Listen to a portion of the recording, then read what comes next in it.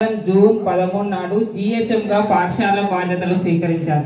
నాటి నుండి నేటి వరకు పాఠశాల అభివృద్ధిలో ఉపాధ్యాయుల సహకారంతో అడ్మినిస్ట్రేషన్లో కానీ అకాడమిక్ పరంగా కానీ ముందంజలో ఉన్నామని తెలియజేస్తున్నాం.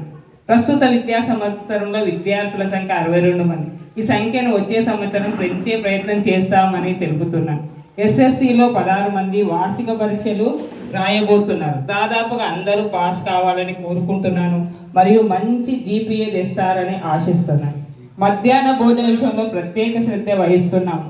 సుమారు 62 మంది విద్యార్థులకు స్వంత నిధులతో ప్రత్యేక యూనిఫామ్స్ కొనివ్వడం జరిగింది.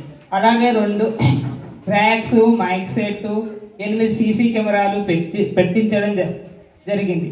ప్రస్తుతం మన పాఠశాల సీసీ కెమెరాల నిఘాలో నడుస్తున్నది కావున ఉన్నతాధికారులు కూడా అభినందించారు.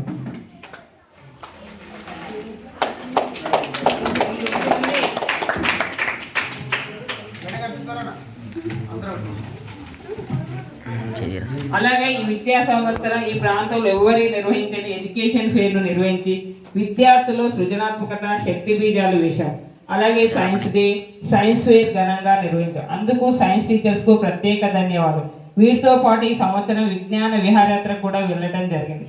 విద్యా విషయక అంశాలలో ప్రతి విద్యార్థి పట్ల ప్రత్యేక శ్రద్ధ వహించి అందరికీ చదవడం రాయడంలో వృద్ధిని సాధిస్తున్నాం.